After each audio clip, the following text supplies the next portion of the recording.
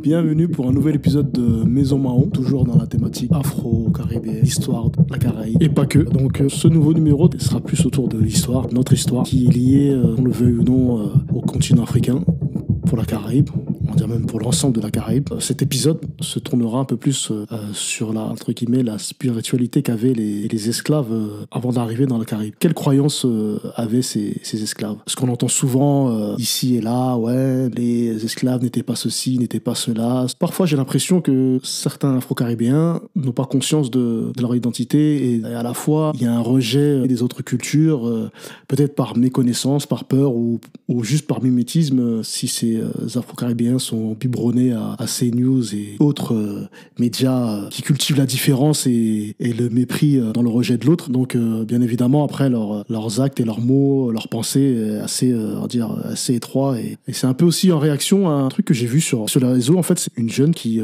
s'est rendue en Martinique à la grande mosquée de Fort-de-France qui se trouve à Balata. Elle a fait un TikTok sur cette mosquée. Très belle mosquée que j'ai pu visiter. Et les réactions de certains Antillais sont limites. Ça dépasse même les réactions que d'autres communautés pourraient avoir. Des fois, certains Antillais reprochent le comportement de cette personne envers la communauté afro-caribéenne, envers les afros, mais ils réagissent de la même manière. Le rejet, il est total et ils ne cherchent pas à comprendre le pourquoi du comment et te sortent des aberrations. Par exemple, j'ai pu lire dans les commentaires, ça n'a rien à faire dans la Caraïbe, genre cette religion n'a rien à faire dans la Caraïbe, chez nous, entre guillemets, en Guadeloupe, Martinique, entre guillemets, c'est pas notre culture, c'est pas nous. Un rejet total et des commentaires vraiment sont limites. Tu te plains de certaines réactions et toi en fait tu fais la même chose. Comment veux-tu combattre une chose en appliquant la même pour d'autres communautés ou pour d'autres croyances? Ça, c'est pas cohérent. Tu peux pas à la fois rejeter tout le reste du monde et demander du respect sur tes conditions et autres. Déjà, fais un travail sur toi, apprends ton histoire, apprends tes origines, apprends tout le reste et après peut-être que tu arriveras à te construire et avoir des réponses cohérentes et rationnelles. On peut ne pas être d'accord, pas comprendre ceci, cela, oui. Tout le monde peut pas avoir le même prisme, avoir les mêmes croyances, les mêmes convictions. Ça, c'est un fait. Si tu faisais un peu de recherche, tu te rendrais compte que ce que tu racontes, c'est n'importe quoi. Et même certaines d'autres communautés se permettent pas de sortir de telles aberrations. Et donc voilà, c'est pour ça que j'ai pensé à faire cet épisode autour de notre identité. Quelle est vraiment notre identité culturelle, spirituelle? Quelles sont vraiment nos origines? Parce qu'on entend des fois de la bouche de certains Antillais qui te disent moi, je ne suis pas descendant africain, je suis un descendant amérindien. Comme l'a très bien souligné il n'y a pas très longtemps Claude Issard lors d'un débat sur un autre média que je vous invite à aller voir qui s'appelle Funérailles des tabous. Il a expliqué qu'en fait les Amérindiens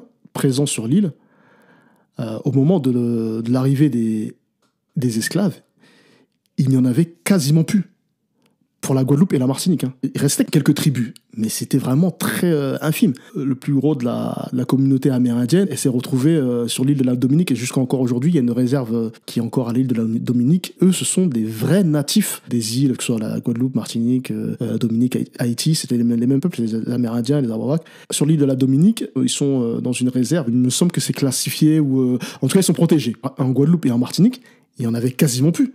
Il en restait, il y en avait, ça c'est clair. Les esclaves africains étaient majorité numérique bien plus supérieure que les Amérindiens parce qu'ils avaient été d'une part exterminés, d'autres se sont laissés mourir, après certains ont eu des maladies donc et c'est pour ça qu'après pour pallier à ce manque de main-d'œuvre parce qu'en fait au début ils les ont réduits en esclavage, eux ils ont clairement pas accepté, ils se sont laissés mourir donc certains ont fui dans les bois, beaucoup sont morts, d'autres ont eu des maladies que les Européens ont amenées et donc ils ont été quasiment décimés. Il en restait très peu qui se sont cachés dans les forêts qui d'ailleurs ont aidé les esclaves en fuite, les nègres marrons, à survivre dans la forêt.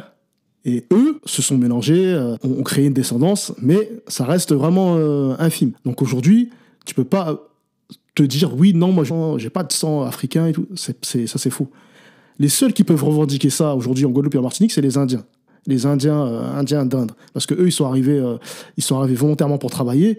Et eux, on sait très bien qu'ils sont restés entre eux. Pour certaines familles, ne se sont pas mélangés. Parce qu'en plus, c'est récent, ça date de 1800, donc c'est pas si vieux que ça. Donc eux peuvent revendiquer, on va dire une lignée entre guillemets pure, un peu comme le font les Békais qui revendiquent. Et en fait, quand on entend le discours de certains afro-caribéens qui disent ouais, non, moi je suis pas africain, moi je suis descendant à Cameroun. T'as l'impression que c'est le même discours qui tiennent. Ils reprochent aux Békais d'être entre guillemets suprémacistes, de la race pure et tout. Ils ont le même discours et ils font le même parallèle. Donc est-ce une honte pour eux d'être affiliés au continent africain, d'être affiliés à des Africains? Je sais pas, c'est une question. Et donc, dans ce numéro, on va revenir un peu sur tout ça, avec des faits, des dates, par rapport à tout ce cheminement-là, par rapport à tout ce qu'on nous a inculqué, tout ce qu'on nous a appris, en fait, pour remettre les choses dans leur contexte, et que, voilà, on va essayer d'éclairer un peu certaines zones d'ombre, à mon humble niveau. Hein. Moi, je suis pas un historien, je suis quelqu'un qui est passionné d'histoire de manière générale, et en particulier de l'histoire de la Caraïbe, du continent africain. Et en fait, on se rend compte que à travers notre histoire, il y a pas mal de choses qu'on oublie, ou peut-être volontairement, inconsciemment, et après, des fois, certains entre guillemets, s'inventent une identité. Ou s'affilient à un peuple qui n'est pas forcément le leur, ou peut-être qu'ils pensent être leur peuple d'origine, mais par manque d'information, ou peut-être par volonté de nier leurs racines. Mais c'est important quand même de faire un travail, parce que c'est même pour la construction d'un être humain, c'est bien de savoir d'où tu viens. C'est comme la célèbre phrase, pour savoir où tu vas, il faut savoir d'où tu viens. C'est important pour se construire mentalement, et même pour pouvoir avancer et peut-être comprendre certaines choses et le pourquoi du comment. Après, je vais principalement me centrer sur la Guadeloupe, parce que c'est là où j'ai pu voir, où on a des traces encore des ethnies qui sont arrivées en Guadeloupe. Après, il y a les noms. Je sais pas si d'autres ethnies, parmi celles qu'il y a notamment sur les marches des esclaves, il y a plusieurs ethnies écrites sur des plaques et tout. Je sais pas si peut-être qu'il y en a eu d'autres. Après, c'est celles qui sont entre guillemets connues. Pour la Martinique, c'est à peu près pareil. Après, il faut savoir que marchands d'esclaves, ils faisaient leur course. Moi, je te prends 100 Peul, je te prends 100 Wolof, 200 Babininké, et c'était suivant la robustesse et tout. Mais bon, après, on va pas s'étaler sur l'esclavage. Il y a pas mal de documentaires sur ça. On va pas revenir sur ça. Moi, c'est plus sur l'aspect, entre guillemets, savoir qui sont ces ethnies, quelle était leur spiritualité et comment tout ça s'est emboîté. Et je vais essayer aussi d'aborder un peu la période de l'arrivée des travailleurs indiens qui sont arrivés, eux, volontairement pour travailler.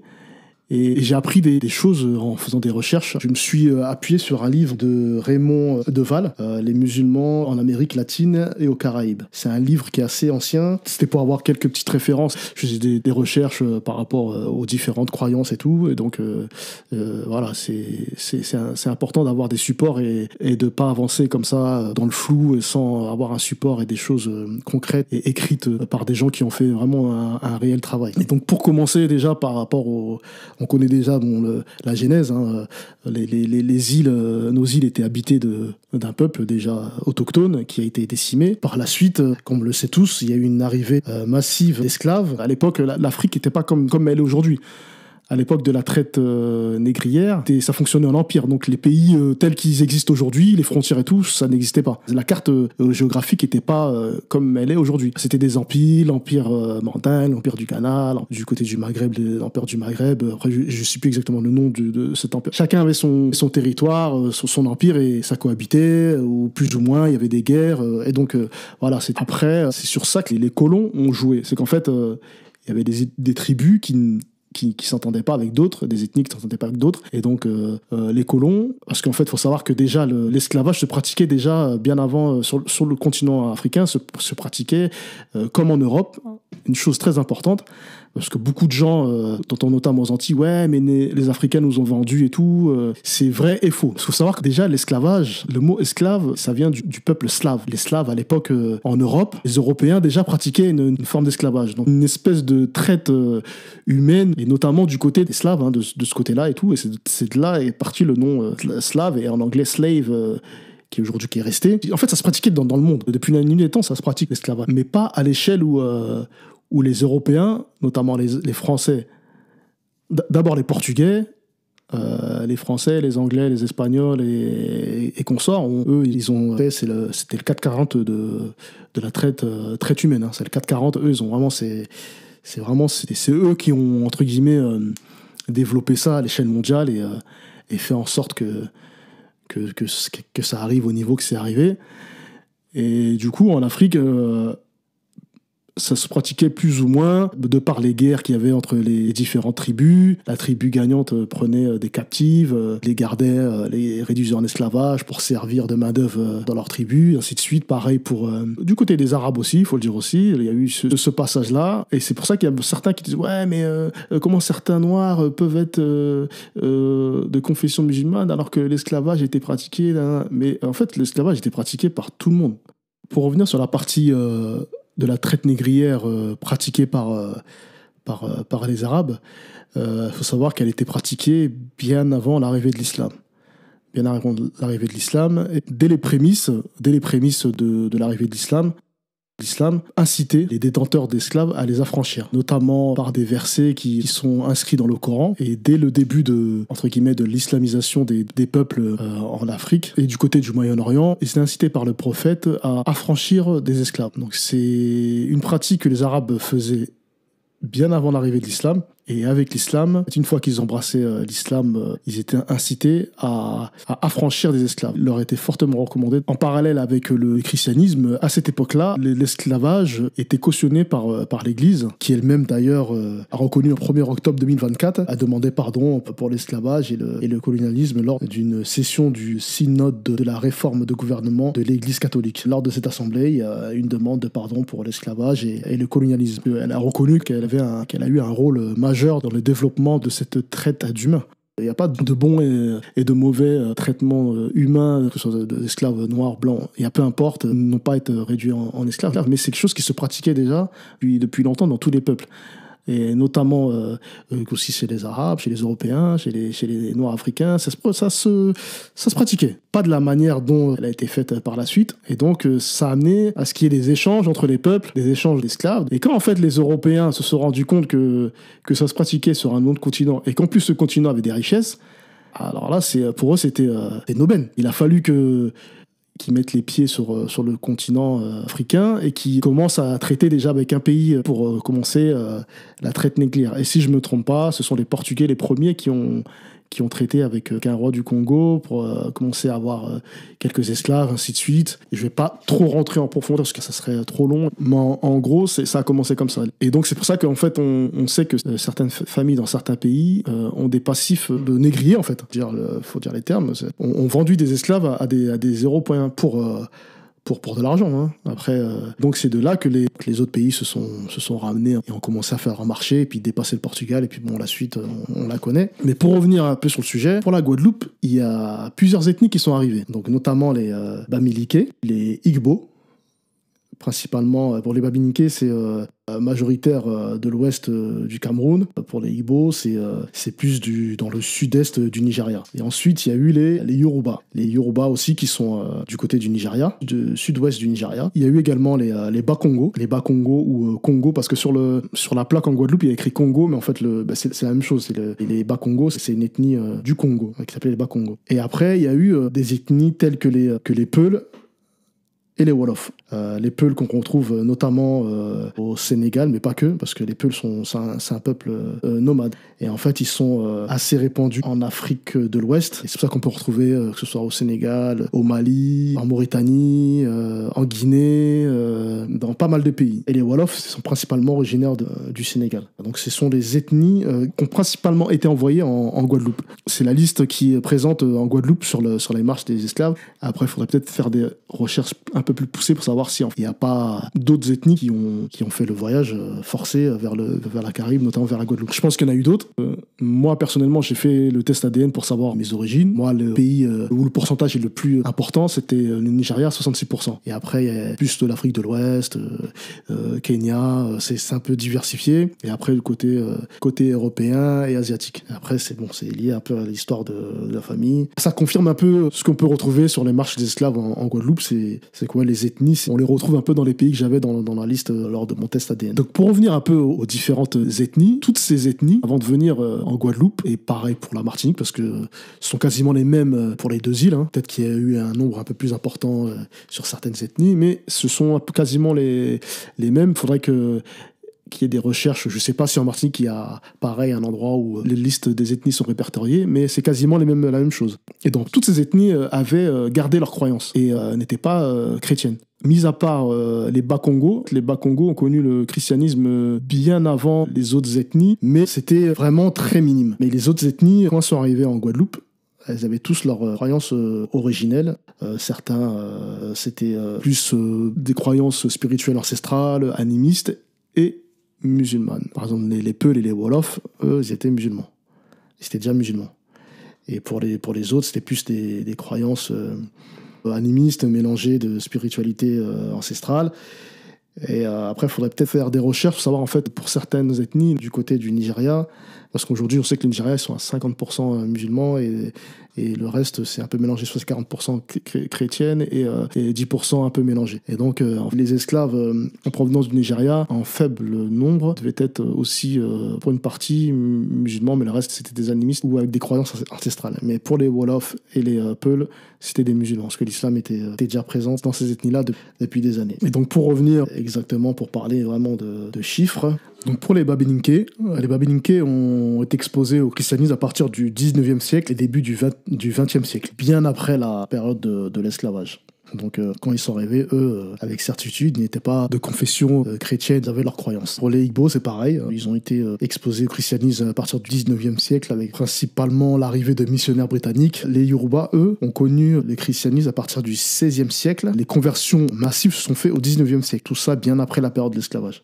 Pour les Bas-Congo, chose différente, c'est que vu que c'est la première région qui a eu des contacts avec l'Europe, notamment avec l'arrivée des Portugais qui ont commencé à traiter avec eux dans la vente d'esclaves, donc eux, ça s'est fait déjà depuis le 15e siècle. Donc c'est pour ça que parmi les esclaves, et d'après ce que les récits disent, la plupart de ceux qui étaient convertis au christianisme restaient en général sur place, et c'est les autres qui avaient des croyances animistes et autres qu'on envoyait en esclavage vers toute la Caraïbe.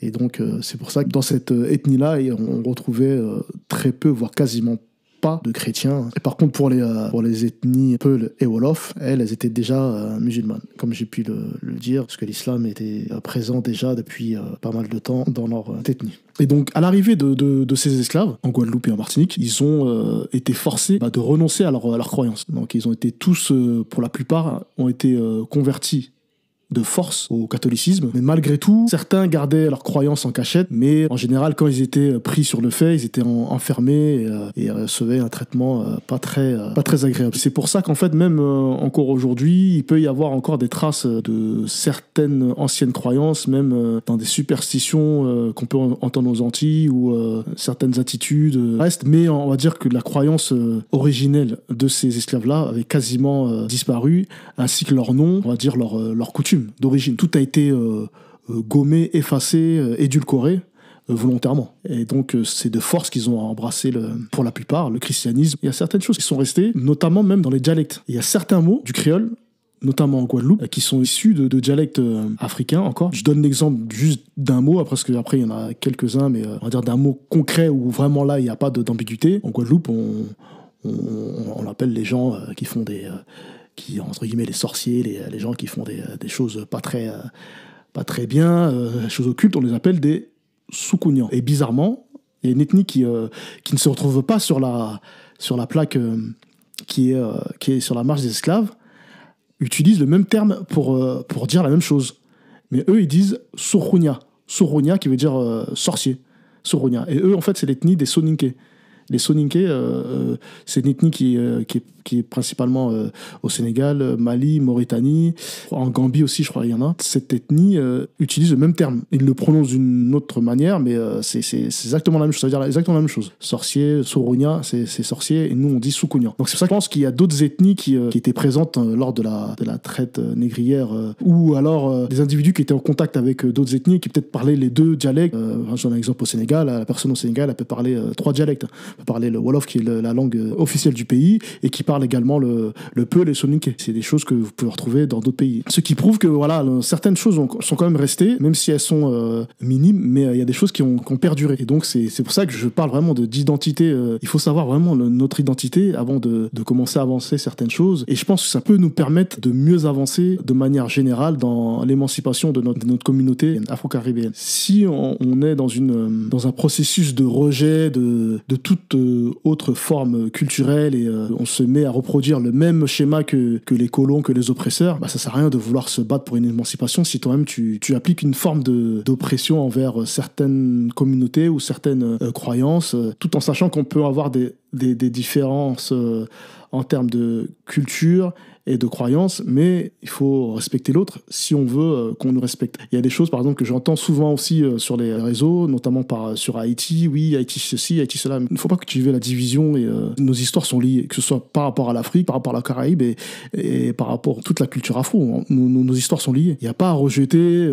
Après, une personne qui veut pas, tu ne veux pas la forcer. Après, je souhaitais aborder la partie des travailleurs indiens qui sont venus volontairement en Guadeloupe. Ils sont arrivés dès les années 1800, de 1854 à 1889. Donc ce sont des Indiens qui sont arrivés au nombre à peu près de 50 000 en Guadeloupe. Parmi ces Indiens, on pourrait se dire qu'il y avait... Parce qu'en fait maintenant, on le voit très bien, que ce soit en Guadeloupe et en Martinique, les Indiens qui sont là depuis des générations sont tous hindouistes.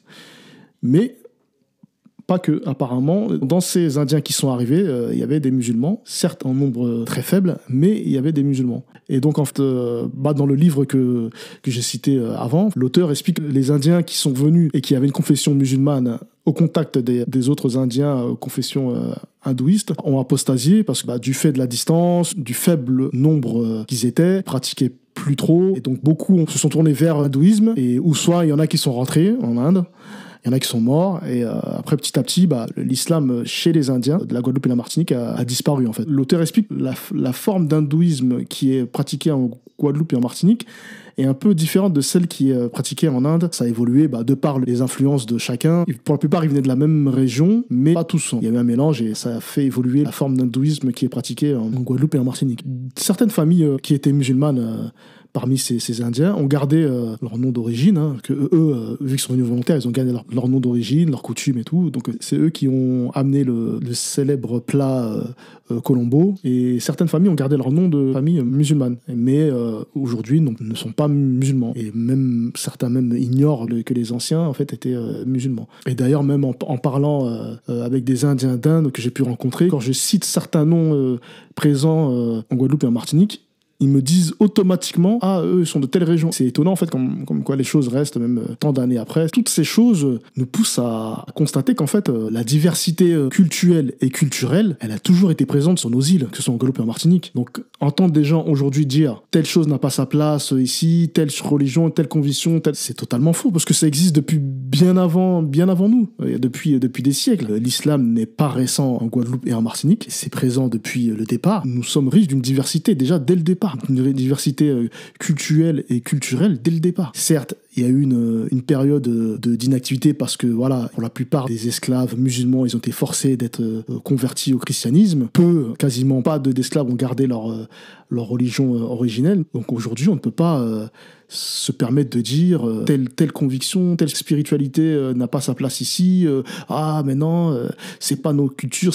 C'est faux. Dès le départ, on est lié avec ces spiritualités, ces cultures-là. C'est une négation. C'est pas un comportement à avoir en tant qu'Afro-Caribéen. Et même en plus, si tu prétends à une émancipation de ton peuple, tu te dois de respecter tous les peuples et d'apprendre à connaître, à comprendre. Ça ne pourra être qu'une force pour pouvoir avancer. Quand on voit maintenant l'émancipation de certains pays sur le continent africain qui s'émancipent de certains pays européens pour ne pas les nommer, on sent bien que les choses sont en train de tourner. Les anciennes colonies ont commencé à prendre leur destin en main, et c'est très bien. On sent que les choses sont en train de tourner, et ça devrait être un exemple pour nous, peuple afro-caribéen, qui inspire à être émancipé dans le respect, dans le bien, quoi. Il faut pas qu'on commence déjà à se quereller entre nous, toi t'es musulman, toi t'es ci, toi t'es ça. Non, ça doit être une force. Comme à La Réunion, je vois à l'île de La Réunion, les communautés vivent en parfaite harmonie. Il n'y a pas de problème. Eux, contrairement à nous, chacun a gardé ses convictions, sa culture, et ça a permis un brassage plus facile. Et donc c'est pour ça que je pense qu'on doit pas être fermé au reste du monde, s'isoler. Je trouve ça étonnant que les gens soient fermés comme ça d'esprit, de lire sur les réseaux, et les gens maintenant derrière des comptes déversent leur haine, et c'est plus facile. Je sais très bien que ce soit en Guadeloupe et en Martinique, il n'y a pas de problème. Il y a une salle de prière en Guadeloupe depuis des années, l'islam est présent depuis des années en Guadeloupe. Certes, maintenant, je pense que la Martinique, le nombre de musulmans est bien plus important, et c'est pour ça que d'ailleurs que la mosquée est bien plus grande, et voilà, que la communauté est bien plus organisée, et les gens n'ont pas de problème. tout le monde vit en harmonie sur place. Je l'ai pu le constater de mes yeux, que ce soit en Guadeloupe et en Martinique. Les gens n'ont pas de problème, t'entends pas de problème d'agression, quoi que ce soit, d'insultes. Il y a pas de souci. Il y a que sur les réseaux, je vois que en fait les gens, dès qu'ils voient une femme voilée en Guadeloupe qui se rend à la mosquée ou en Martinique, ça les gêne. Ça les gêne. Et pour la plupart des fois, ils vivent même pas aux Antilles, ils sont en France. Il y en a, ils déversent leur haine, alors que les concernés sur place, ça dérange pas, il y a pas de problème. Donc je pense qu'il y a un travail à faire sur ça. Pour cette cause d'émancipation de notre peuple, il faut qu'on fasse cause commune, qu'on essaie de vivre en harmonie. C'est clair, on ne pourra pas avoir les mêmes ressentis, les mêmes opinions. Voilà, tout le monde, chacun a ses opinions, a ses convictions, ça c'est clair. Mais il faut que ce soit dans le respect.